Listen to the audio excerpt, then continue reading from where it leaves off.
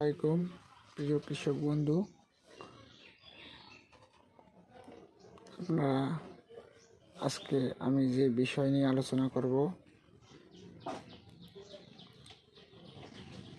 এই বিষয়টা হলো মাইক্রা 72 WPG এর কেমিক্যাল কম্পোজিশন রয়েছে সাইমোক্সিলিন 8% এবং ম্যানকোজেব 64%।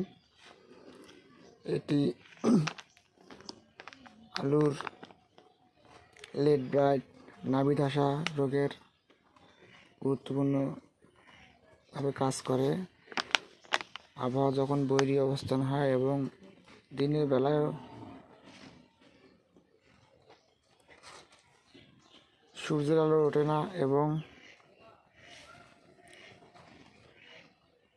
শীত দিনের বেলাও ঝড়টা থাকে, তখন কিন্তু আপনারা মাইক্রা ব্যবহার করতে পারেন। মাইক্রা খুবই উন্নত মানের গুণসম্পন্ন একটি ছত্রাকনাশক এবং এর প্রতি লিটার পানিতে 2 গ্রাম হারে ব্যবহার করতে হয়, একর প্রতি 400 গ্রাম।